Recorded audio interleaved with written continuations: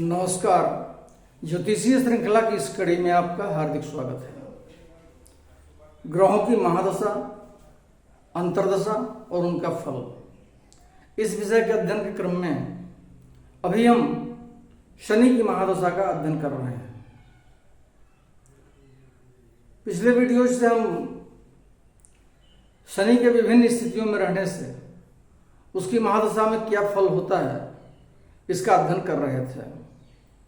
इसी क्रम को आगे बढ़ाते हैं और कुछ अन्य स्थितियों के बारे में जानते हैं कि शनि यदि उन स्थितियों में स्थित हो तो अपनी महादशा में जातक पर किस प्रकार का फल प्रदान करता है। यदि किसी उच्च ग्रह के साथ शनि स्थित हो कुंडली में, तो उसकी दशा में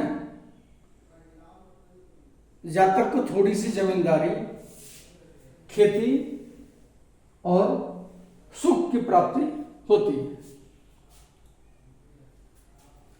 यदि किसी नीचस्थ ग्रह के साथ शनि बैठा हो, कोई ग्रह अपने नीच स्थान में बैठा हो और उसके साथ शनि बैठा हो कुंडली में, तो उसकी महादशा में जातक किसी छोटी वृत्ति से अपना जीवन निर्वाह करता है।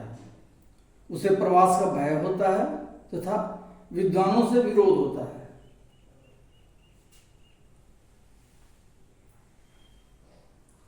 यदि पाप ग्रह के साथ शनि बैठा हो तो उसकी महादशा में जातक का नीच स्त्री के साथ प्रसंग होता है। वह छिपकर पाप कर्म करता है। चोर आदि नीच मनुष्यों से उसका झगड़ा होता है और उनके साथ वो कलह करने वाला होता है। यदि कुंडली में सूर्य के साथ शनि बैठा हो तो उसकी महादशा में जातक को स्वजनों से मतभेद होता है। वह परिस्त्रिक भ्रमण करता है। नौकर और संतान से असंतोष होता है उसे, तथा पाप कर्म करने में उसकी तत्परता होती है। यदि शुभ ग्रह के साथ शनि बैठा हो तो उसकी महादशा में जातक की बुद्धि का उदय होता है। राजा से भाग्योन्नति होती है। परोपकार करने वाला होता है जातक, उसे धन का लाभ होता है। खेती में उसकी उन्नति होती है और काले अन्न की उसे प्राप्ति होती है। यदि पाप ग्रह की दृष्टि शनि पर पड़ रही हो तो उसकी महादशा में जातक के धन, स्त्री, संतान, भाई और नौकर की हानि होती है। उसे बुरे प्रकार का भोजन प्राप्त होता है और लांछना होती है, अर्थात उस पर किसी न किसी प्रकार का आरोप लगता है। यदि शुभ ग्रह की दृष्टि शनि पर पड़ रही हो तो उसकी महादशा में जातक धन, स्त्री, पुत्र और नौकर इत्यादि प्राप्त करता है। परंतु महादशा के अंत में वाणिज्य, कृषि, पृथ्वी तथा चतुष्पादों की हानि होती है।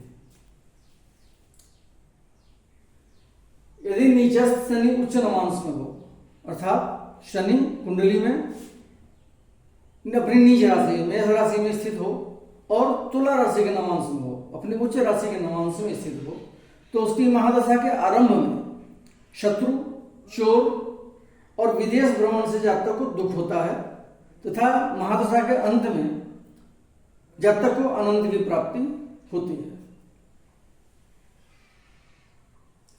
यदि उच्च शनि नीच नवांश में हो, अर्थात कुंडली में शनि तुला राशि में बैठा हो, अपनी उच्च राशि में बैठा हो और मेष राशि के नवांश में हो, अपनी नीच राशि के नवांश में बैठा हो, तो उसकी महादशा के आरंभ में जातक को सुख और आनंद प्राप्त होता है।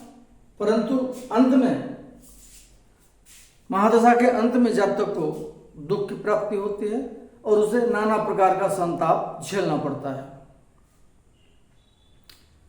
कुछ अन्य स्थितियों में शनि के रहने से उसकी महादशा में क्या फल होता है, इसको हम अगले वीडियो में जानेंगे। नमस्कार।